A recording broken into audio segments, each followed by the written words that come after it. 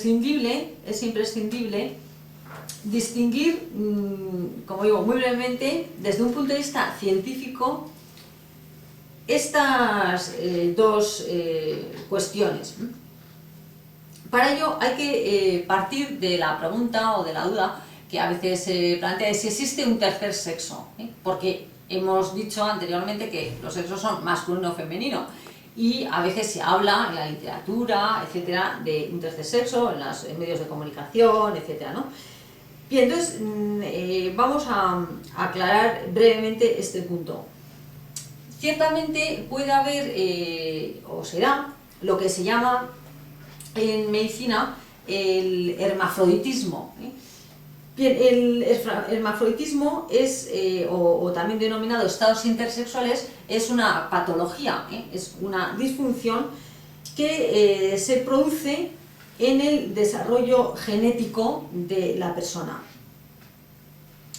Es decir, que puede haber un error, por decir así, en la cadena de formación del ADN que lleve o sea, un error que podemos decir es genético, es fisiológico, anatómico, etcétera, o sea, puramente corporal, que lleve a una malformación en lo que tiene que ver con los cromosomas, en la formación de la masculinidad o de la feminidad.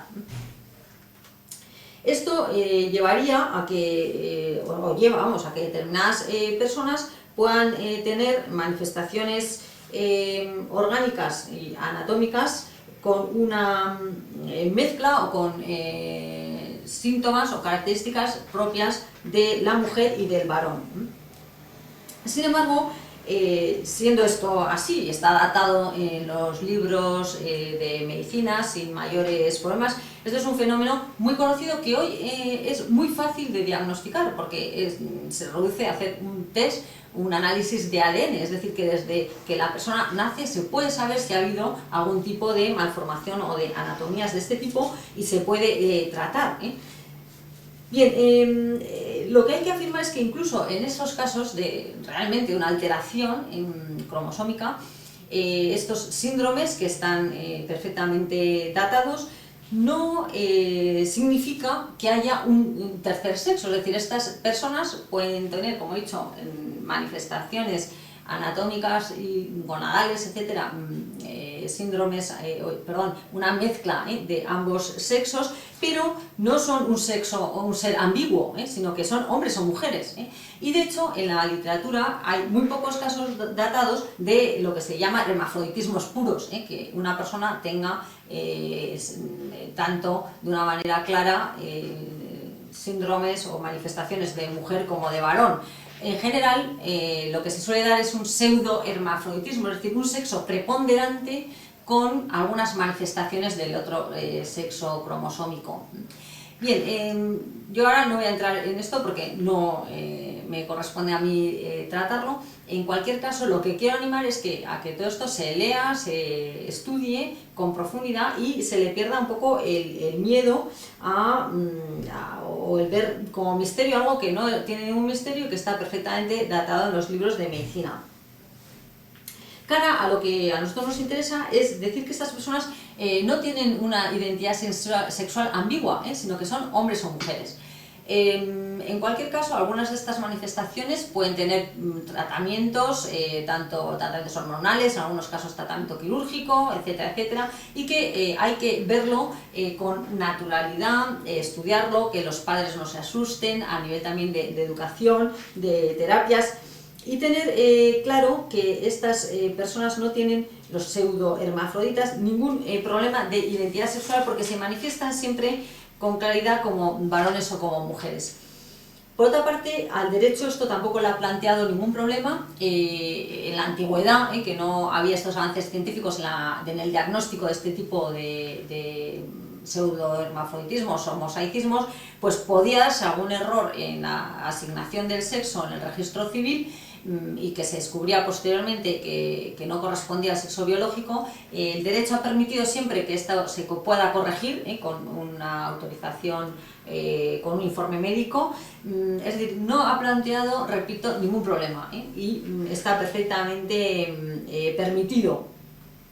Lo que sí que me parece importante es el diagnóstico, ¿no? O sea, yo insistiría porque incluso lo curioso, a pesar de todos los avances científicos, es que hoy a veces se diagnostican a estas enfermedades y se tiene por como si fueran homosexuales o transexuales a personas que no lo son, y que lo que sí son es hermafroditas. Entonces esto es importantísimo en la vida de las personas y en la educación y en el desarrollo de la identidad sexual de esta población, que es minoritaria, pero que sí que existe.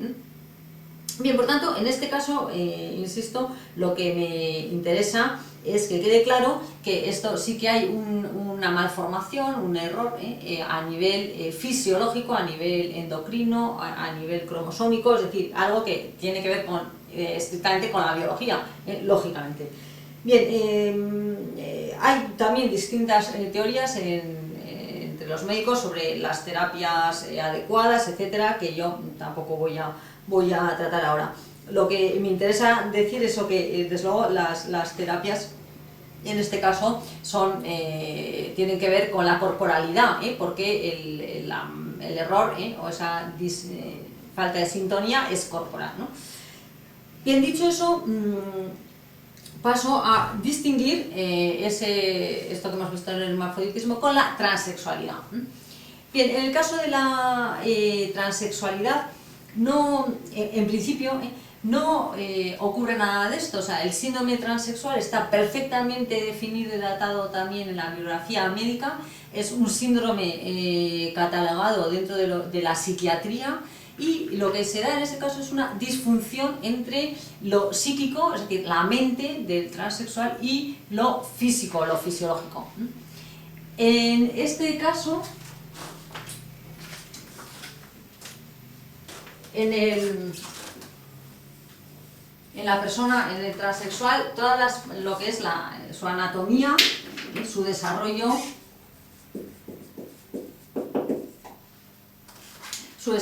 sexual está perfectamente determinado, es decir, que no hay ningún error cromosómico, es perfectamente varón o perfectamente mujer. La disfunción se produce porque la persona que sufre el síndrome transexual no quiere reconocer su cuerpo y le gustaría tener otro cuerpo, pertenecer al sexo contrario, pero su biología es patente y tiene clarísimamente el sexo que corresponde a sus cromosomas. Bien, entonces, ¿qué ocurre? Que entonces el transexual quiere construirse psíquicamente de otra manera y de espaldas a su anatomía, a su sexo cromosómico y biológico, y entonces exige cambiar su cuerpo para que se ajuste a lo que él cree que es, ¿no? A esa identidad sexual diferente que él quiere construir. Bien, en este caso, repito, en principio no hay ninguna base genética o orgánica para explicar esta disfunción. Lo que hasta ahora dice la ciencia, bueno, hay algunas hipótesis de algunos autores como Goren, por ejemplo, que dicen que podría haber una base genética orgánica, pero que son cosas diferentes, ¿no? Tampoco hay ninguna prueba, ¿no? O sea, no hay nada datado de que esto pueda ser así. Por ahora se ha tratado simplemente como un síndrome psiquiátrico psíquico. Se llama disforia de género, es decir, que el género que se quiere construir no tiene equivalencia con su sexo biológico, anatómico. Bien, la discusión hoy en día, y esa simplemente la voy a dejar apuntado, es la terapia adecuada en estos casos. Digamos que hay como dos grandes escuelas. Algunos afirman que para curar al transexual, porque es una enfermedad, es una patología, un sufrimiento, es una tragedia, pues para curar al transexual lo que hay que hacer es ajustar pues su cuerpo a su identidad de género, a ese género que él cree y quiere tener, y por tanto lo que se hace es una reasignación quirúrgica del sexo, es decir, una operación pues de castración o bien de construcción de un falo artificial, es decir, depende si se quiere transexuar de hombre a mujer o de mujer a varón. En ese caso reconstruimos, reasignamos el sexo, pero desde luego sin cambiar el sexo cromosómico, porque sobre eso no se puede incidir, solo hay un cambio externo de ciertas manifestaciones sexuales dentro de los niveles de la sexualidad. Bien, esa es una de las discusiones si la cirugía o si la cirugía quirúrgica puede curar esto, ¿no? Esa es una línea. Y en esa línea pues se inscribe la reivindicación de que esos cambios de sexo estén costeados por la seguridad social, etcétera, etcétera, ¿no? Bien, y que se admita el cambio de sexo en el registro civil, que por ejemplo es algo que ahora en España ya se puede hacer, ¿no? Esa es una línea, ¿no? Y la otra línea que se construye según el modelo 3, pues afirma que si la disfunción se da por la no aceptación de lo somático, lo que hay que hacer es una terapia psíquica, es decir, lo que habría que reconstruir es esa aceptación por parte del transexual de su sexo cromosómico y de su soma, de su cuerpo, y por tanto la terapia sería una logoterapia, o sea, a nivel de intervenciones psíquicas en la construcción de esa identidad, sin intervenciones quirúrgicas, pues porque se piensa que no son eficaces, ¿no? Porque el error no está en el cuerpo, sino que está en lo psíquico. Por tanto, partiendo de esa premisa, pues las terapias que se pretenden o se fomentan son completamente distintas.